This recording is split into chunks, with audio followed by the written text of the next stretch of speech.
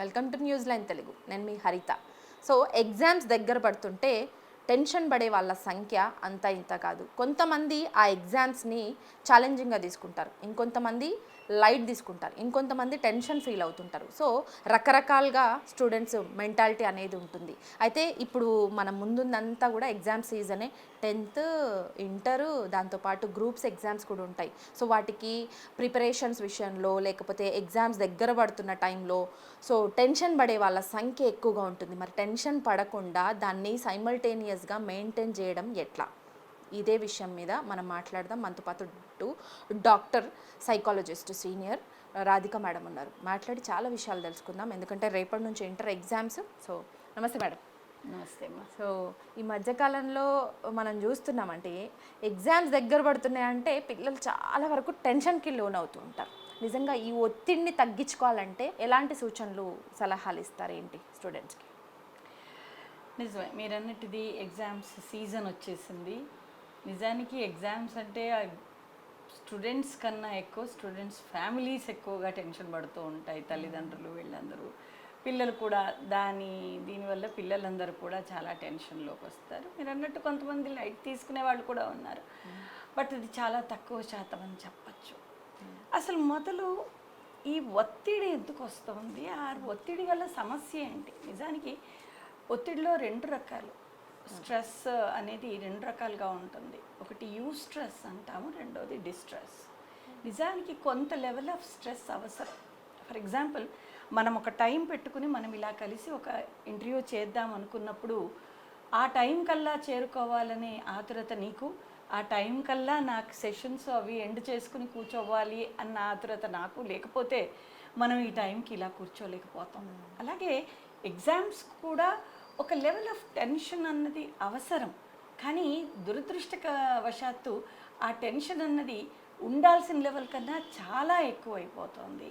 So అది distress మోడ్లోకి వెళ్ళడము అన్నది ఇక్కడ పెద్ద సమస్య. జీరో స్ట్రెస్ అన్నది ఎప్పుడూ కూడా యూస్ఫుల్ కాదు. మనకి ఏ టెన్షన్ లేదనుకో అసలు ఏ దాన్ని కూడా సాధించడం అన్నది జరిగే పనే కాదు మనకి. కాబట్టి ఈ ఒత్తిడి ఎక్కువ అవ్వడము అన్నది ఏంటో మనం అర్థం చేసుకుంటే, ఎప్పుడైతే ఒక మనిషి ఏ విషయమే కానీ, అది ఎగ్జామ్స్ కావచ్చు, ఒక ఇంటర్వ్యూ కావచ్చు, లేదా మనం చేయబోయే ఒక కార్యక్రమం దానికి ప్రిపరేషన్ కావచ్చు, ఏదైనా ఒక టాస్క్ ఓరియంటెడ్గా మనం పనిచేస్తున్నప్పుడు ఒత్తిడి అన్నది కొంతవరకు ఉంటుంది. కానీ అది విపరీతమైనప్పుడు ఆ టైం మన బాడీలో అటానమిక్ నర్వస్ సిస్టమ్ అనే ఒక సిస్టమ్ ఉంటుంది, which is very helpful, protective మనకు. అది అంటే ఎప్పుడైతే ఒక డేంజర్ వస్తుందో మనకి, ఆ డేంజర్ నుంచి మనం బయటపడడాని కోసం ఆ వ్యవస్థ అనేది మన శరీరాన్ని రెడీ చేస్తుంది. దాన్ని అందుకే ఫైట్ ఆర్ ఫ్లైట్ మెకానిజం అంటారు. అంటే మన బాడీ అన్నది ఐదర్ పోట్లాడడానికో, ఒక పుల్ ఎదురుగుండా వచ్చిందనుకోండి, ఐదర్ దాంతో పోట్లాడాలి లేదా అక్కడి నుంచి పరిగెత్తాలి. అందుకే దీన్ని ఫైట్ ఆర్ ఫ్లైట్ మెకానిజం అంటారు.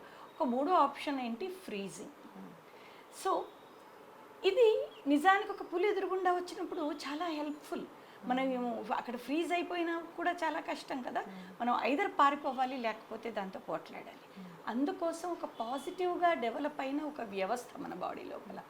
బట్ దురదృష్టవశాత్తు మనం మన లైఫ్లోని చిన్న చిన్న టాస్క్స్ కానీ, అవి పెద్దవే కానీ, ఒక పులిని చూస్తే ఎలా రియాక్ట్ అవుతున్నామో, ఒక లైఫ్ అండ్ డెత్ ఎగ్జామ్స్లో 90% రాకపోతే ఇంకా 89 వస్తే కూడా పిచ్చి తిట్లు తిట్టే తల్లిదండ్రులు ఉన్నారు. నా జీవితమే దండగా అని చెప్పేసేసి తిండి మానేసి, వాళ్ళ సొంత గ్రూమింగ్ మానేసి, చివరికి ఒక ఎక్స్ట్రీమ్ కేసుల్లో సూసైడ్ అటెంప్ట్లు చేయడాలు, ఈ లెవెల్ వరకు కూడా మనం చూస్తూ ఉన్నాం పిల్లల్ని మన చుట్టూ ఉన్న సమాజం లోపల. సో దీనికి కారణాలు అన్నవి తర్వాత మాట్లాడుకుందాం, కానీ ముఖ్యంగా అలా దాన్ని ఒక లైఫ్ అండ్ డెత్ లెవెల్లో తీసుకోవడం వల్ల మన బాడీ అన్నది, మన మైండ్ అనేది, ఈ రెండు కూడా ఆ ఫైట్ ఆర్ ఫ్లైట్లోకి వస్తున్నాయి.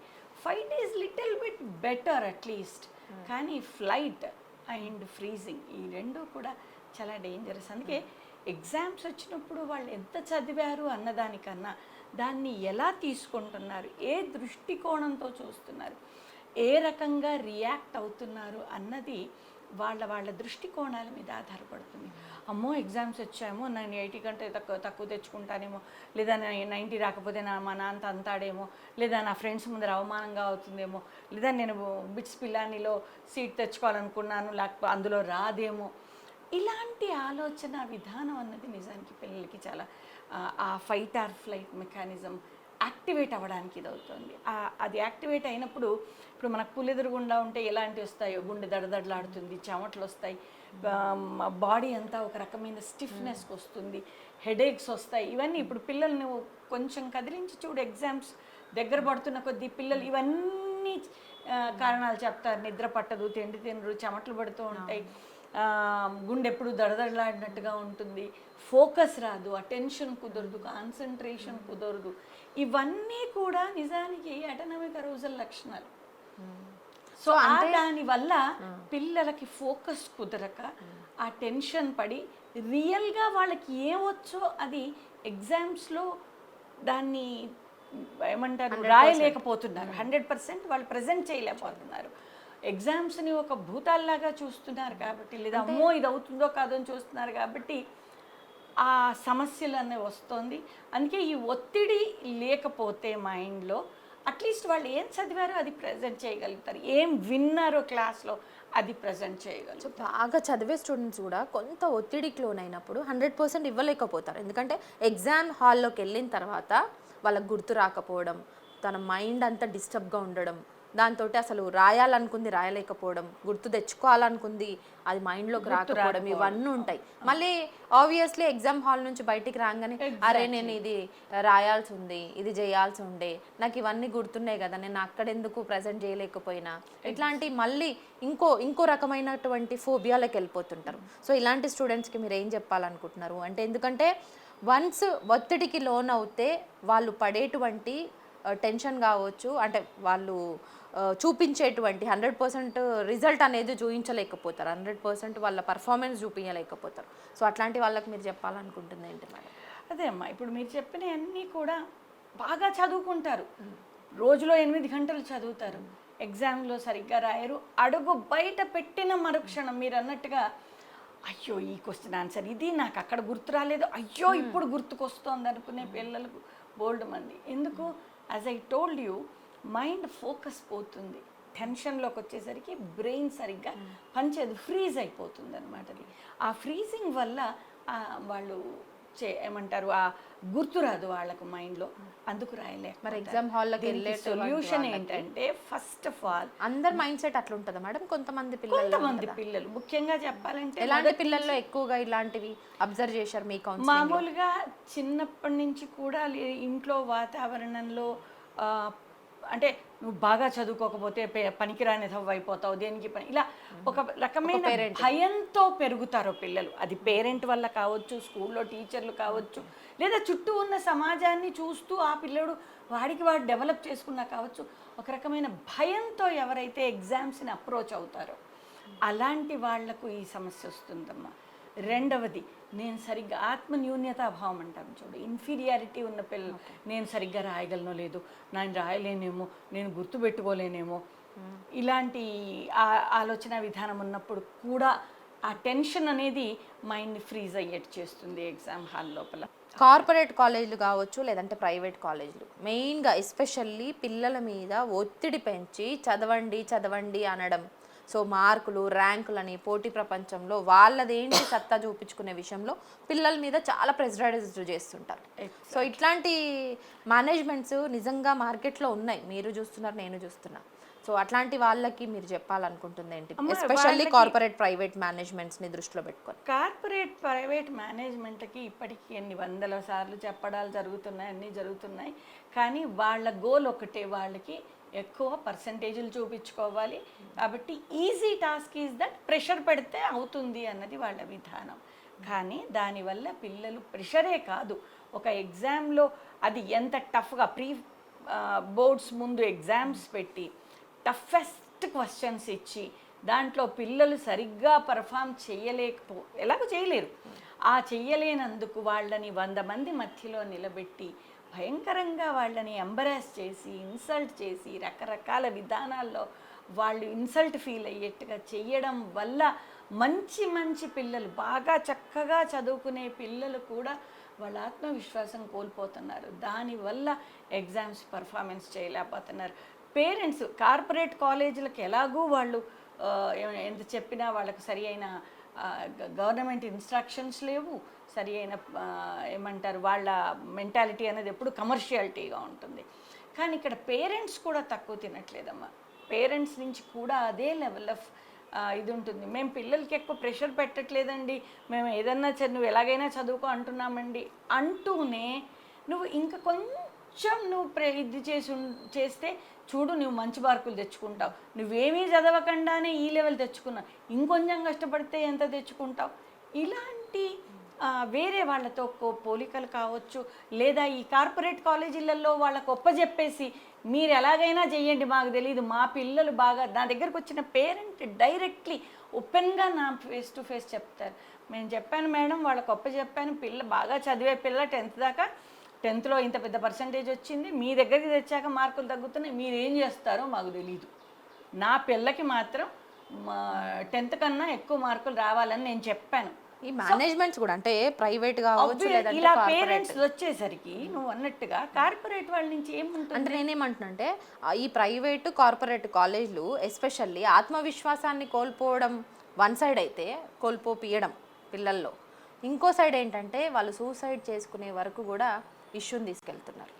సో ఎందుకు అంటే ఈ మధ్యకాలంలో మనం చాలా ఫ్రీక్వెంట్గా చూస్తున్నాం, చాలా కాలేజీలలో పిల్లలు సూసైడ్ చేసుకున్నారని రీజన్ లెస్. మళ్ళీ మేనేజ్మెంట్ విషయానికి వస్తే ఇంకా వాళ్ళు అదేదో పర్సనల్ ఇష్యూ తోటి చనిపోయినారు అనేసి ఏదో బయటికి సమాధానం చెప్తున్నప్పటికీ కూడా వాళ్ళు ఎస్పెషల్లీ చాలా మంది స్టూడెంట్స్ మనకున్నటువంటి సమాచారం మేరకు అక్కడ మేనేజ్మెంట్ పెడుతున్నటువంటి ప్రెషర్స్ తోటే వాళ్ళు అక్కడ అంత దూరం ఆలోచిస్తున్నారు. నిజంగా అక్కడి వరకు వాళ్ళ ఆలోచన వెళ్తుందా అట్లాంటి ఆత్మవిశ్వాసం కోల్పోయినప్పుడు?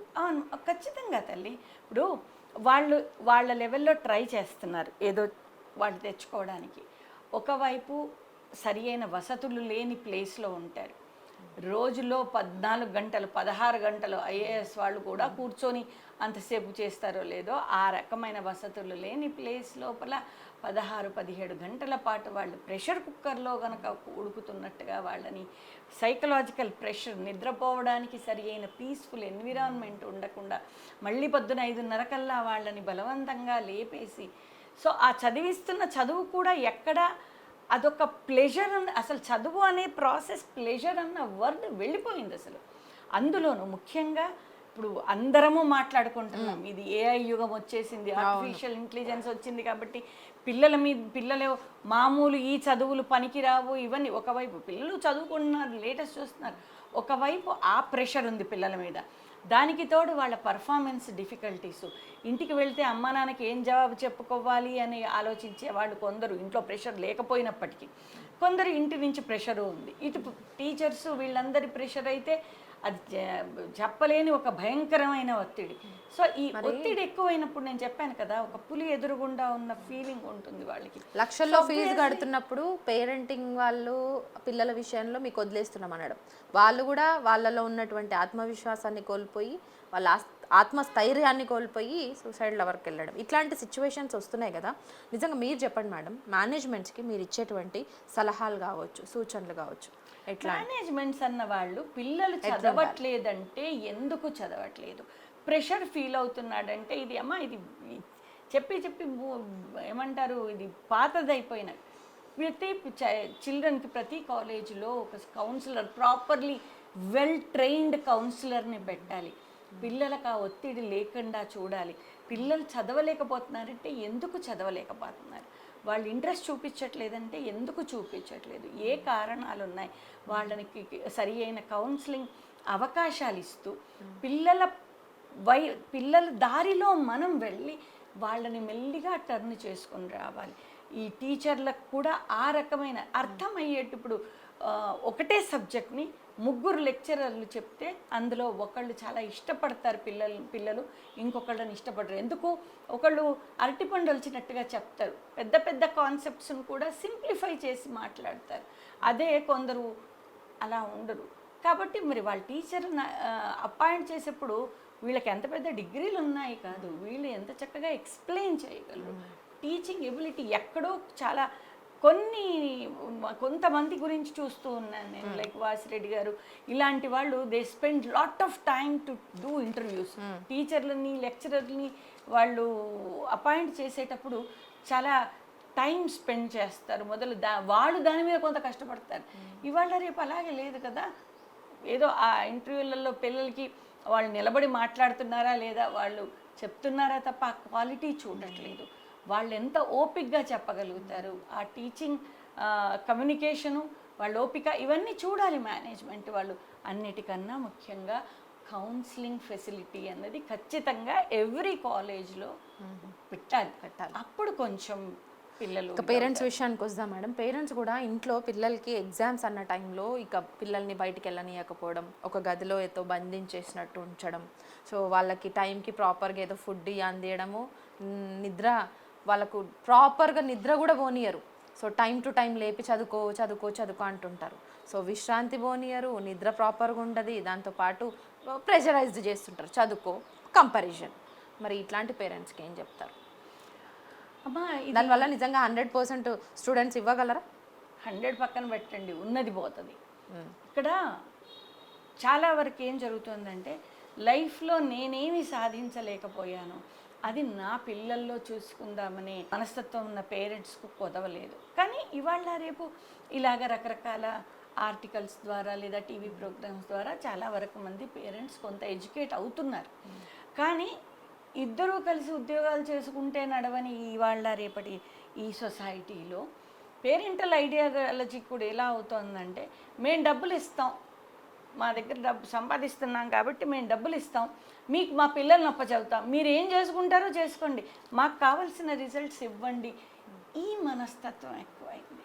అయ్యేసరికి అకాడమిక్ ఇన్స్టిట్యూషన్స్ కూడా ఎలా తయారయ్యాయి, మాకు ఎంత ఫీజు వస్తుంది అన్నది వాళ్ళకు చాలా ముఖ్యం.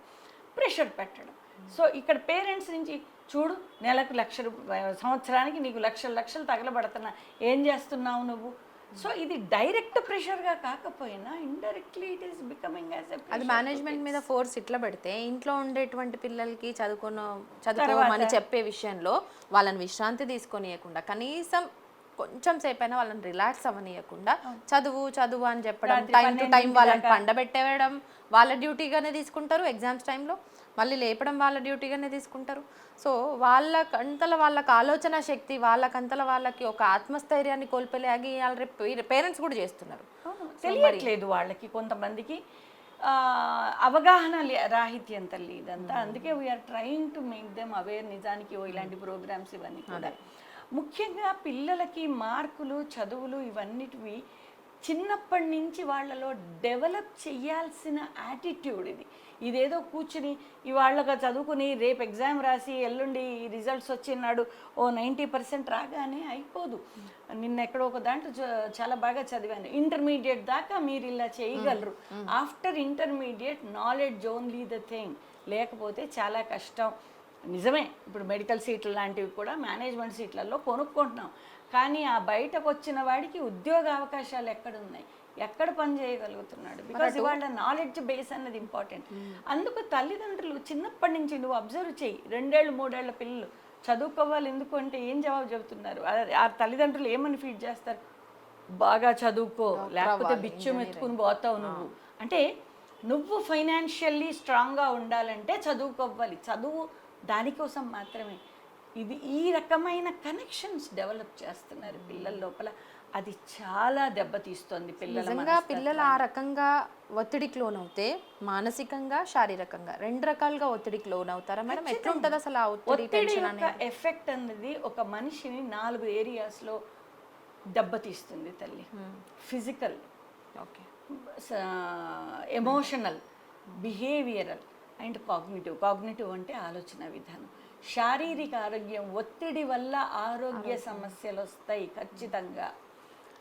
2 మానసికంగా, ఎమోషనల్, వాళ్ళ ఎమోషన్స్ కంట్రోల్ లేకపోవడము, పిల్లల్లో అల్లరి, గొడవలు, లేదా చిన్న వాటికి అలగడాలు, ఏడవడాలు, కొట్టడాలు, ఈ బిహేవియరల్ ఇష్యూస్. పెద్దవాళ్ళల్లో ఇంకో రకమైన ఒత్తిడి అన్నది ఎమోషనల్ ఇష్యూస్ని తెస్తుంది. దాని ఎఫెక్ట్ బిహేవియరల్. చిన్న చిన్న పిల్లలు ఇవాళ రేపు మనం చూస్తూ ఉన్నాం, హై స్కూల్ కాలేజీ లెవెల్కి వచ్చిన పిల్లలు రకరకాల డ్రగ్స్ కానీ ఆల్కహాల్స్ కానీ ఇలాంటివన్నీ మొదలవుతున్నాయి. పోర్న్ అడిక్షన్స్, ఇలాంటి రకరకాల అడిక్షన్స్ ఇవన్నీ ఎందుకు మొదలవుతున్నాయమ్మా? సేమ్ రీజన్, ఇలాంటి కారణాల వల్లనే ఇదవుతున్నాయి. కాబట్టి తర్వాత కాగ్నిటివ్, అసలు వాళ్ళ ఆలోచన విధానమే మారిపోతుంది. షార్ట్ కట్స్ కోసం వెతుక్కుంటున్నారు. ఇంటి వాతావరణం కూడా అలాగే ఉంటుంది. వీడిని కాపీ కొట్టించినా లేకపోతే ఎవరిని పట్టుకుంటే ఎలా ఇదవుతుంది అని చూసే పేరెంట్స్ ఉన్నప్పుడు పిల్లల్లో కూడా అదే రకమైన మనస్తత్వం డెవలప్ అవుతుంది.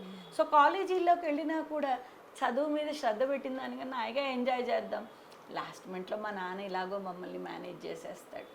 ఈ రకమైన మనస్తత్వాలు అన్నవి పిల్లల లోపల పెరగడానికి ఇంట్లోంచే మొదలు సీడ్స్ పడతాయి తల్లి. అందుకే ఎన్నో సైకలాజికల్ స్టడీస్లో ప్రూవ్ అయింది రిపీటెడ్గా, పిల్లల మొదటి 5 సంవత్సరాలు are the very very very important years for the formative years for the whole life personality. Madam, నేను రీసెంట్గా ఒకటి విన్నా, పిల్లల్ని పక్కనింటి పిల్లలతోటో లేదంటే మన రిలేటివ్స్లో ఎవరో ర్యాంకులు కొడుతానో వాళ్ళతోటి కంపారిజన్ చేయడం వల్ల వాళ్ళలో నెగిటివ్ థాట్స్ పెరిగే ఛాన్సెస్ ఎక్కువగా ఉంటాయని. నిజమేనా?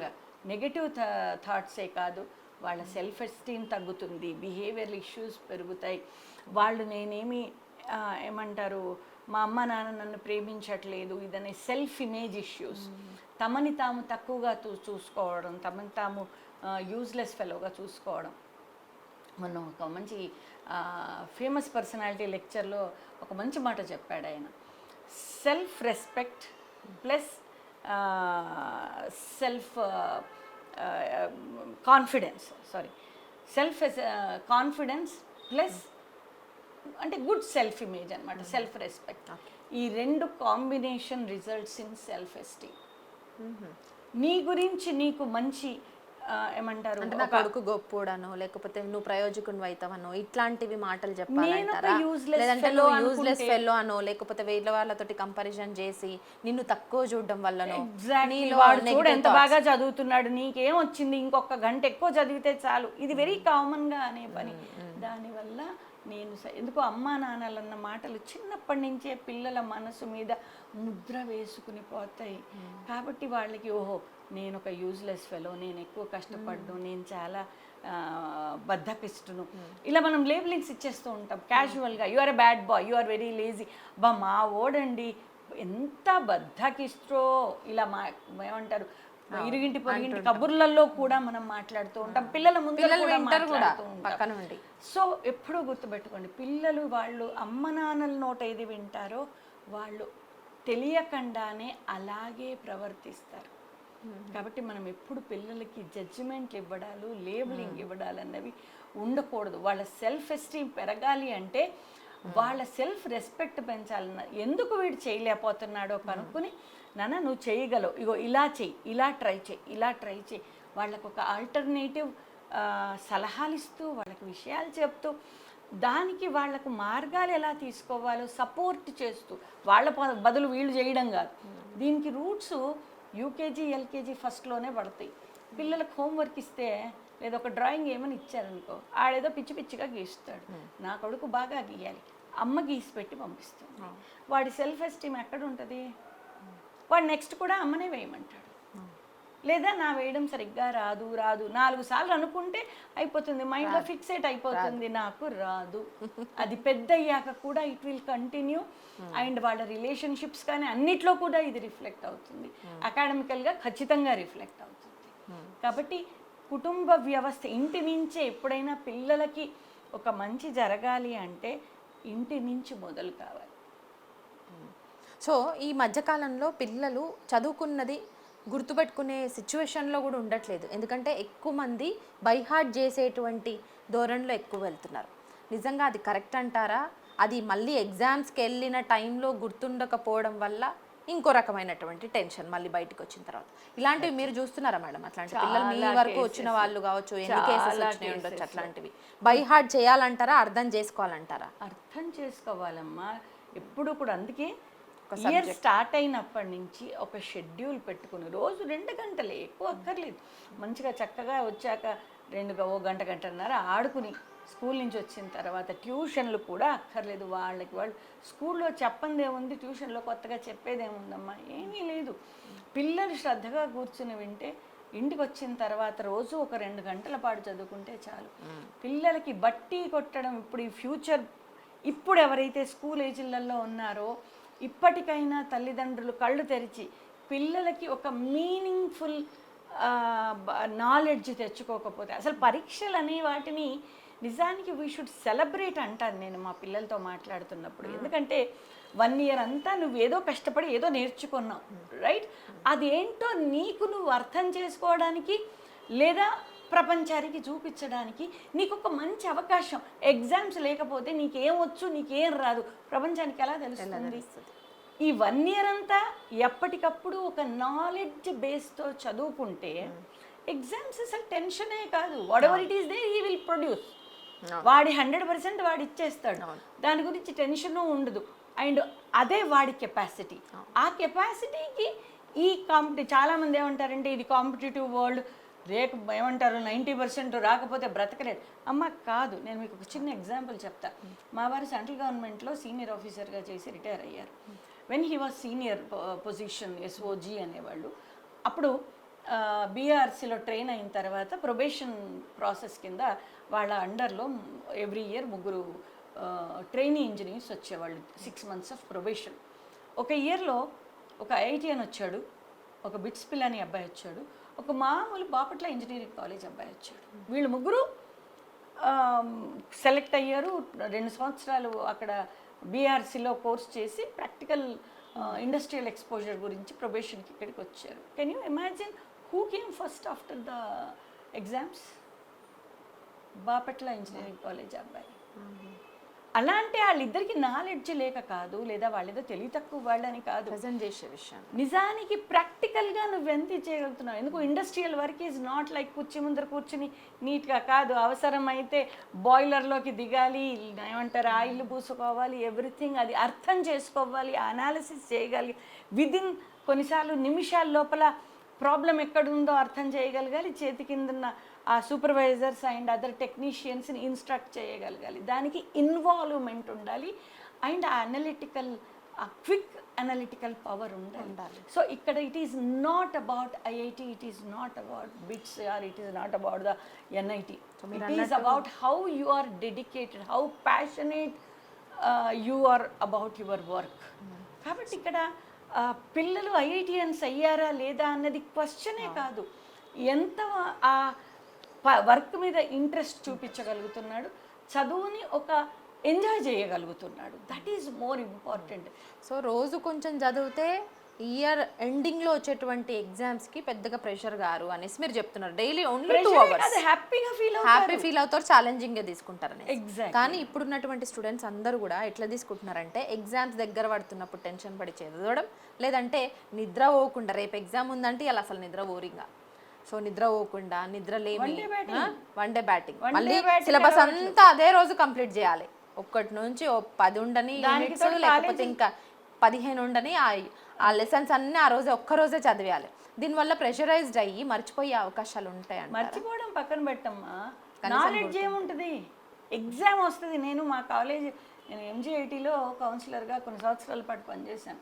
వాళ్ళతో అదే దాని సర్టిఫికేట్ తీసుకుంటావు, ఫైన్ వస్తుంది 65%, 70%, 75%. ఎందుకు ఇంటర్నల్స్ కూడా ఉంటాయి కాబట్టి ఏమాత్రం కొద్దిగా బెటర్గా పర్ఫామ్ చేసినా కూడా మంచి 70% వస్తుంది.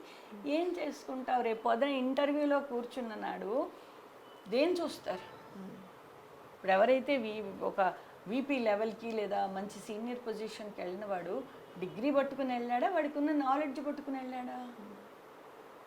Knowledge is important. ఎవరైతే knowledge and latest required technologies, మరి అట్లాంటి స్టూడెంట్స్కి ఏం చెప్తారు మేడం? అంటే నిద్ర పోకుండా సిలబస్ అంతా ఒకే రోజు క్లోజ్ చేసుకోవాలి అని ప్రెషరైజ్డ్ అయ్యి నెక్స్ట్ డే మెథడ్లో ఉండేది ఏం ఉండకుండా, ఎగ్జామ్ రాసే టైంలో ఏం ఉండకుండా అట్లాంటి స్టూడెంట్స్ చాలా మంది ఉంటారు. వాళ్ళకి మీరు ఇచ్చేటి సజెషన్స్ ఏంటి? ఖచ్చితంగా అది సరి అయిన విధానం కాదు.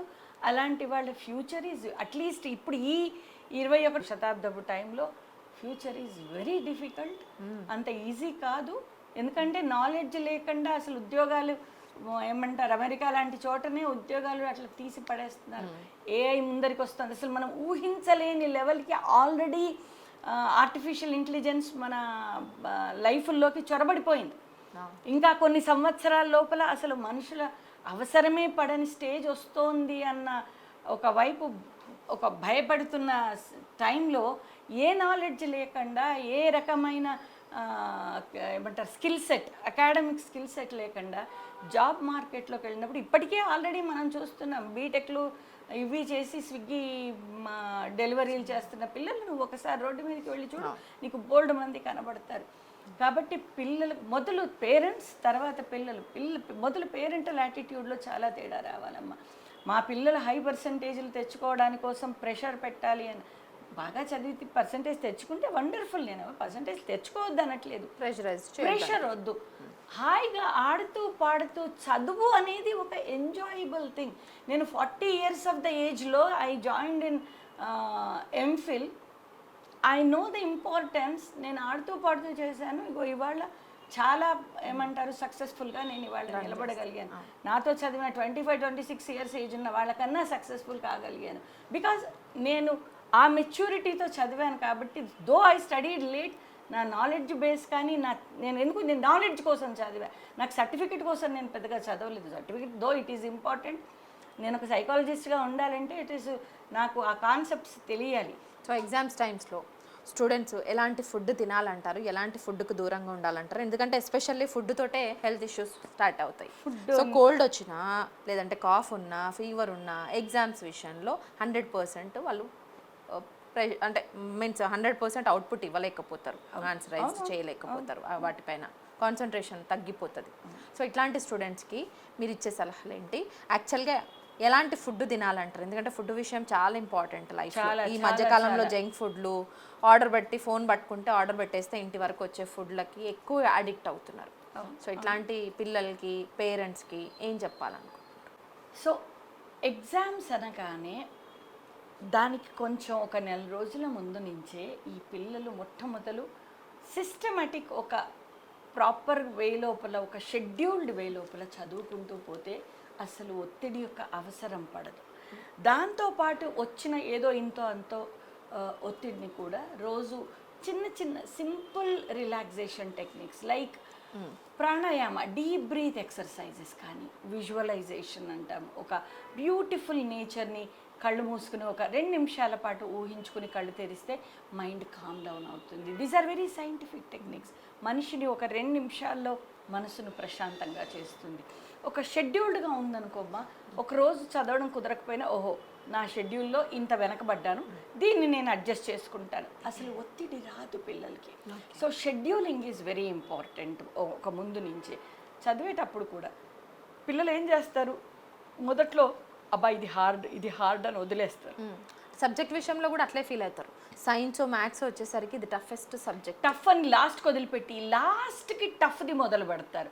అది బుర్రకి ఎక్కకపోయేసరికి ఇంకా టెన్షను, ఆ వచ్చినవి కూడా మరుస్తారు. అందుకే ఎప్పుడూ కూడా లాస్ట్ మూమెంట్లో టఫ్ సబ్జెక్ట్స్, టఫ్ క్వశ్చన్స్ చదవకూడదు.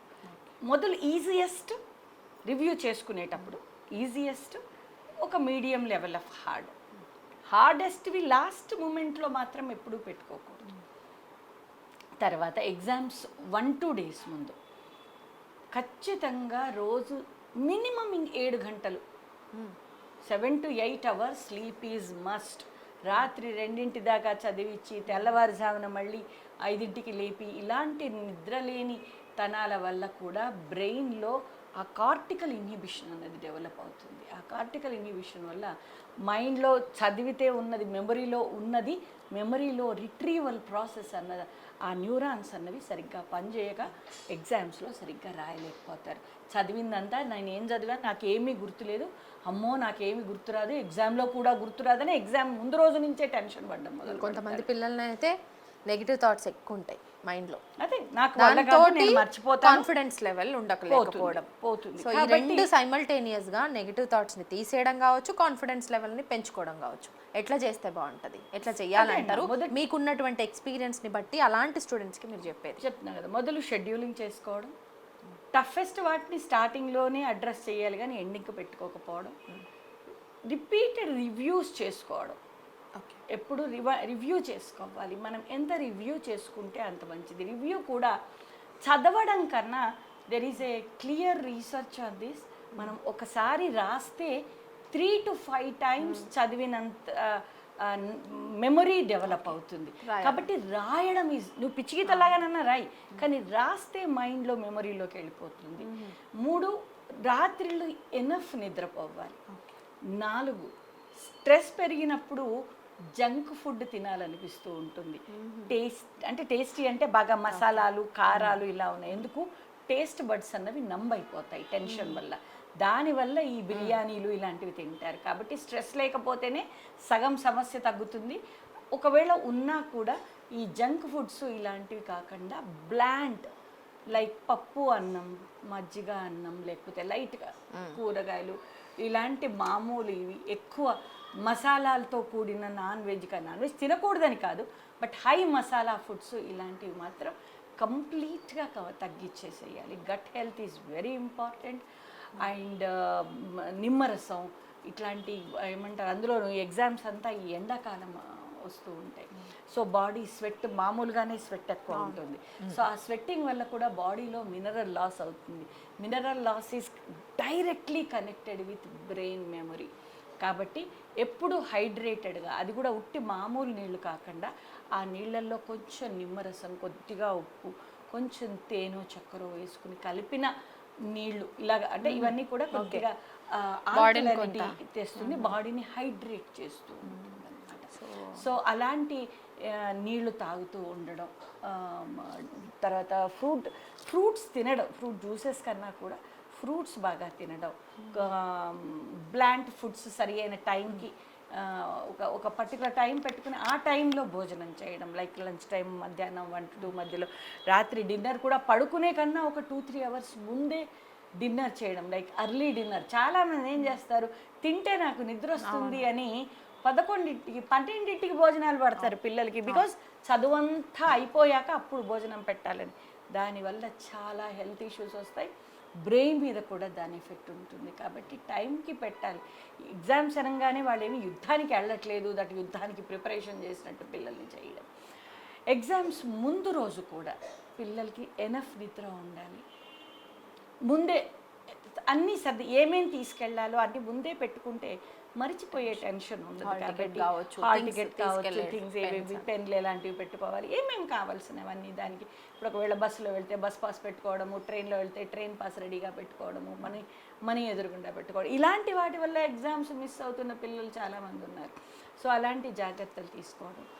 Deep breath exercises. ఈ యాంగ్జైటీ ఎంత వద్దన్నా కొంత లెవెల్ ప్రతి చైల్డ్కి ఉంటుంది. కాబట్టి deep breath exercises can help wonderfully. So చిన్న ప్రాణాయామ వెరీ చిన్నవి 5 నిమిషాలు 6 నిమిషాల్లో చేయగలిగిన అంతే, ఎంతకన్నా ఎక్కువ టైం అక్కర్లేదు. So long deep breath exercises సైంటిఫిక్గా డయాఫ్రమాటిక్ బ్రీదింగ్ ఉంది, లేదా సింపుల్ అనులోమ్ విలోమ్ ప్రాణాయామ, ఇలాంటి సింపుల్వి 10 to 15 times. అంతకన్నా ఏదో ప్రాణాయామ చేయమన్నారు కదా అని ఈ మధ్య చూస్తున్నాను, అరగంట చేయడం, 20 minutes చేయడం, అంత టైం అక్కర్లేదు. జస్ట్ 5 అంటే 10 to 15 బ్రీత్స్ సైకిల్స్ తీసుకుంటే సరిపోతుంది. అలాగ రోజులో ఒక 3-4 సార్లు అలా తీయడం. ఎగ్జామ్స్ రోజు కూడా పొద్దున్న లేవగానే ఒకసారి, ఎగ్జామ్స్కి వెళ్ళే ముందు ఒకసారి మంచి డీప్ బ్రీత్ ఎక్సర్సైజ్ చేయడం, లేదా విజువలైజేషన్ ఆల్సో వర్క్స్ వండర్ఫుల్లీ.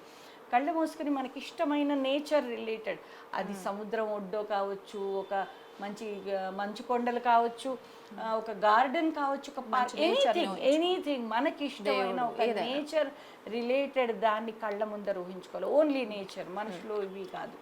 అలా ఊహించుకుని కూడా మైండ్ని కామ్ డౌన్ చేసుకోవచ్చు. ఈవెన్ ఎగ్జామ్స్ రూమ్లోకి వెళ్ళిన తర్వాత కూడా ఆన్సర్ షీట్ ఇచ్చాక పేరు అవి రాస్తారు, క్వశ్చన్స్ పేపర్ ఇవ్వడానికి ఒక 5 నిమిషాలు టైం ఉంటుంది. అప్పుడు కూడా కళ్ళు మూసుకుని కొంచెం లాంగ్ డీప్ బ్రెత్స్ ఒక 10 సార్లు బ్రీత్ తీసుకున్నారనుకోమ్మా, దే కెన్ పర్ఫామ్ వండర్ఫుల్లీ, అన్నీ గుర్తుకు వస్తాయి, మర్చిపోతామనే టెన్షన్ ఉండదు. ఎప్పుడైనా గుర్తు రాకపోతే కూడా జస్ట్ ఒక్క క్షణం కళ్ళు మూసుకుని డీప్ బ్రీత్స్ తీసుకొని ఇట్స్ ఓకే, నాకు ఎంత వస్తే అంత రాస్తాను. నేను జనరల్గా ఒక మంత్రం అంటాను, నేను మంత్రం కాదు, it's an affirmation that I give my best. ఎప్పుడు ఒక చైల్డ్ ఇది ఎప్పుడు అనుకుంటూ ఉండాలి, నేను నాకు చేతనైనంత బెస్ట్ నేను ఇస్తా, అంతకన్నా ఎవరమో ఏది చేయలేదు. ఆ మాటను మనం ఎంత అనుకుంటూ ఉంటే మైండ్ అంత కామ్ అవుతుంది. అదే వీడికన్నా ఎక్కువ తెచ్చుకోవాలి, వాడికన్నా ఎక్కువ తెచ్చుకోవాలి, ఇది లేనిపోని టెన్షన్. వాడి కెపాసిటీ వేరు, వాడికి ఉన్న పరిస్థితులు వేరు, ఎవ్రీథింగ్ ఈజ్ డిఫరెంట్. ఎవడికి పోలిక లేదు మన ప్రపంచంలో. ఎవడికి వాడే తోపు, ఎవడికి వాడే హీరో. Thank you madam. పక్కోడికి ఏమంటారు పోలిక వద్దు, ఒక అక్కర్నే లేదు, వాడొక ఫీల్డ్లో hero. Thank you so much. మీ అనుభవంలో మీరు చూసినటువంటి ఎంతమంది స్టూడెంట్స్ ఉంటారు, మీ దగ్గర కౌన్సిలింగ్ తీసుకొని వెళ్ళి వాళ్ళ ప్రొఫెషనలిజంలో వాళ్ళు ఎన్నో అడుగులు ముందటికి వెళ్ళి ఉంటారు. నిజంగా మీ అనుభవాన్ని చాలా నూరి పోసి ఇప్పుడు ఎగ్జామ్స్ రాసేటువంటి స్టూడెంట్స్కి మంచి టిప్స్ని అందించారు. Thank you so much valuable information అందించినందుకు. సో చూసిరు కదా, అంటే మేడం చెప్పినట్టు మంచి రిజల్ట్ రావాలంటే మేడం చెప్పినటువంటి టిప్స్ని పాటిస్తే రిజల్ట్తో పాటు మంచి అనుభవాన్ని కూడా పొందొచ్చు. ఎగ్జామ్స్ రాసే స్టూడెంట్స్ ఎస్పెషల్లీ టెన్షన్ ఫ్రీగా ఎగ్జామ్స్ని అటెండ్ అయితే మాత్రం ఖచ్చితంగా 100% అనేది రిజల్ట్ వచ్చే ఛాన్సెస్ అయితే ఉంటాయి. Thank you.